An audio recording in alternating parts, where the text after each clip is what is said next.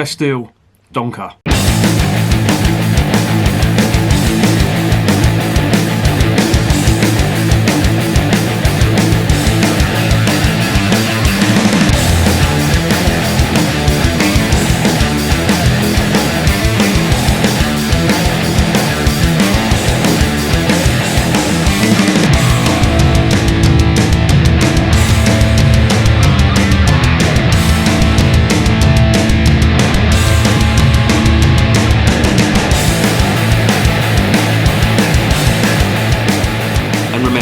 Life is too short to be drinking shitty beer.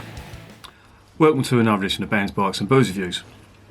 There is no sun to tell me whether it's time for a beer, but I'm going to have one anyway. And today I have got a bottle of the Van Honsenbrouck Kasteel Donker. This is a quadruple. Fucking 11%. I am going to be elephants after this, but who cares? Van Honsenbrouck, really good brewery. They are from East Flanders, or from Flanders anyway. They brew some fantastic stuff. They do the Bacchus range of lambics. They do a framboise and a kriek, which is really nice. They also do the Kasteel range. I've had the Kasteel Rouge. That was okay. I've had the Kasteel Blonde, which was outstanding, really good. And tonight I've got a Kasteel Donker, which is a quadruple from them, and they're a pretty good brewery. I quite like what they do. They're quite popular, and they've got a pretty decent range. Never tasted this before. Saw it online. I thought, I'm going to give this a go. I'm determined to try everything in this range. Maybe even try everything from the Van Honsenbrouck brewery, because I quite like them. They're pretty good. So let's stop gassing and let's see what this is all about.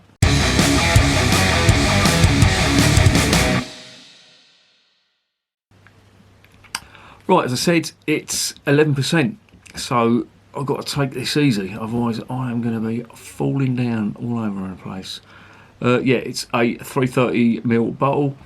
It is a quadruple, which is, as the name suggests, it's dark and it's super strong. The ingredients on this are a bit, I wouldn't say concerning, but they're typical of Belgian beer. I'm going to have to try and convert this from Flemish. There's got water, barley malt, sugar and hops.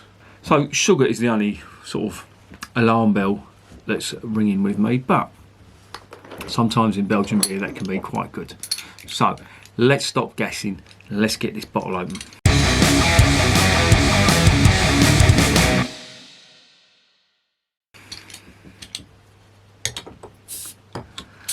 And the sun has come out and it is over the yard arm, which means it is definitely time for a beer.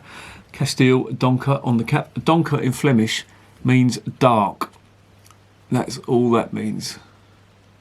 So when you see Donker on a Belgian beer, it's not anything sinister, it just means dark. On the nose, out of the bottle.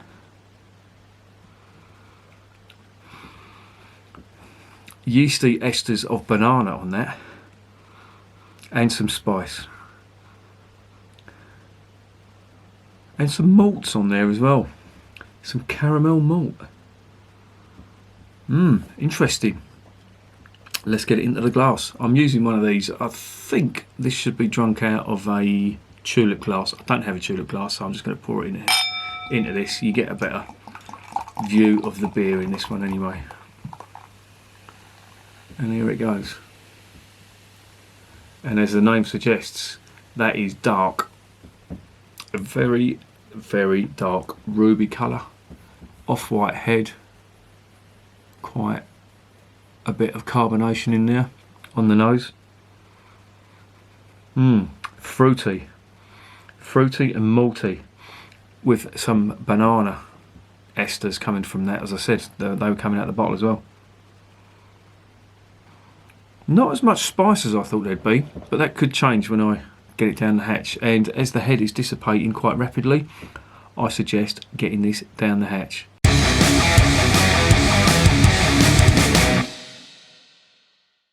Cheers.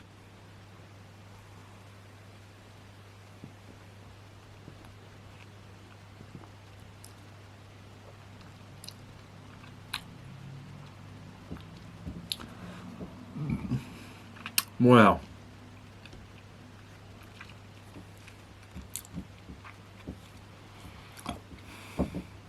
God. Spirit alcohol, as you would expect from an 11% beer. Super warming. I can feel that right in the pit of my stomach. And I've felt that all the way down, warming. And I must admit, I do quite like that feeling when it comes from a beer. When it comes from a spirit, not really. That's why I've virtually given up drinking spirits now. So I'm only ever going to be able to get that from a beer, and I'm definitely getting it from this.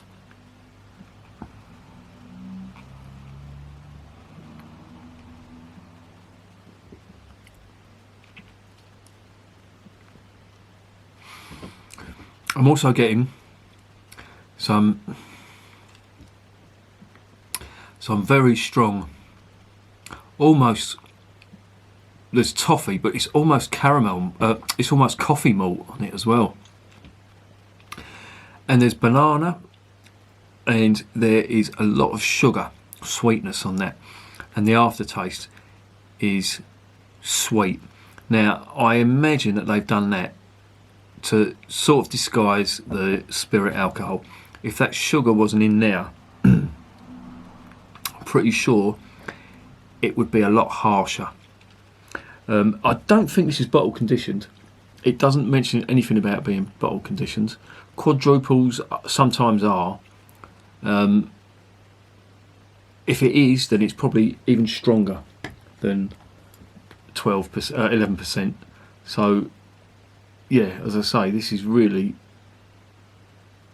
got to be drunk with some caution.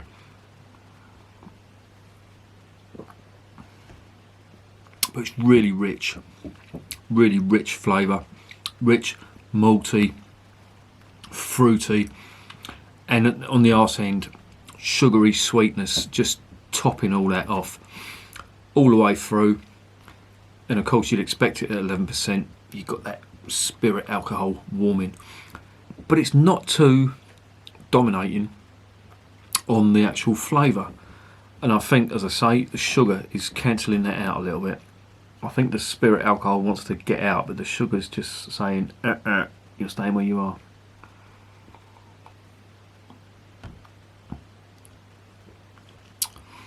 Really drinkable though, dangerously drinkable. And I should slow down at 11% because it's going down really nicely. It's very rich, quite nutty, slight coffee flavour to it as well, but lots of toffee malt, lots of sweetness, and as I say, the alcohol warming just rounds it off, and it's really nice, and I do like that. And that is another good one from the Van Honsenbrouck Brewery.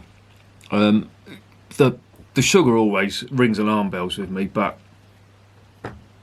in this case, and on their other ones as well, they're blondes, which I think, was it a double? I can't remember whether it was a double or not, but it was quite strong as well.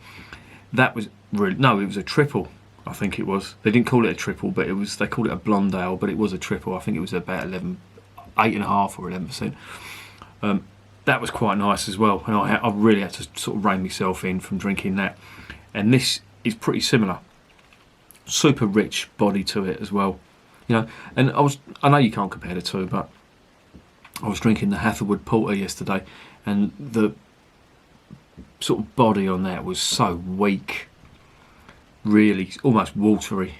This is the exact opposite. It's super rich, and it's sweet as well. You know, you're getting a lot of that sweetness from that sugar, but it's not too sweet that you think, well, this is a bit sickly.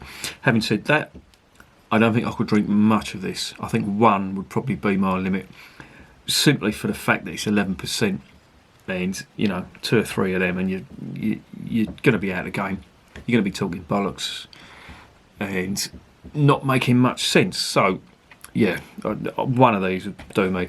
I can see the head has dissipated now due to that high alcohol, but there's quite a nice bit of lacing on that glass. Look at that. That is lovely.